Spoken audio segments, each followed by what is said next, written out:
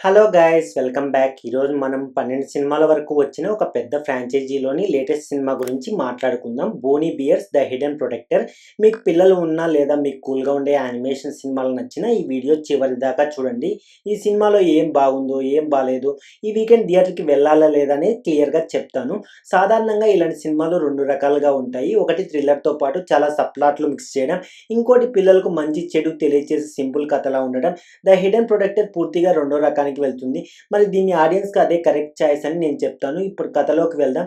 Buyer, Bumble, విక్ ఈ ముగ్గురు అన్నదమ్ములు ఫారెస్ట్లో శాంతంగా ఒకరికొకరు సాయం చేసుకుంటూ జీవిస్తుంటారు. న్యూ ఇయర్ దగ్గర పడుతుంది. బ్రయర్ చాలా ఆశతో సెలబ్రేట్ చేసుకోవాలని అనుకుంటాడు. కానీ గ్రామంలో పని వదిలేసి వచ్చాడని అతన్ని తిడతారు.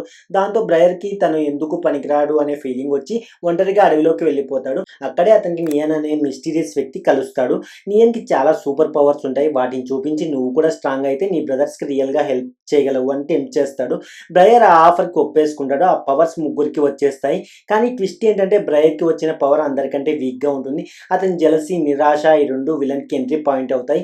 ఈ సినిమాలో నాకు బాగా నచ్చిన పాయింట్ ఏంటంటే ఇది ఎవరు గెలిచారు ఎవరు ఓడిపోయారు అన్న దాని గురించి కాదు, అది సెకండరీ మాత్రమే. ఇది ఫ్యామిలీ, జెలసీ, తను వదిలేయబడ్డాడు అనే ఫీలింగ్ మరియు సూపర్ పవర్స్ లేకుండానే మనం మన వాళ్ళకి ముఖ్యమైన వాళ్ళమే అనే విషయం గురించి ఈ మెసేజ్ క్లియర్గా చెప్పాడు. విజువల్గా బాగా చెప్పారు.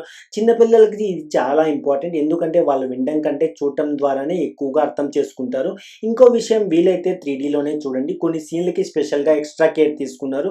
కొన్ని మూమెంట్స్ స్క్రీన్ నుండి బయటకు వచ్చేసినట్టు ఉంటాయి.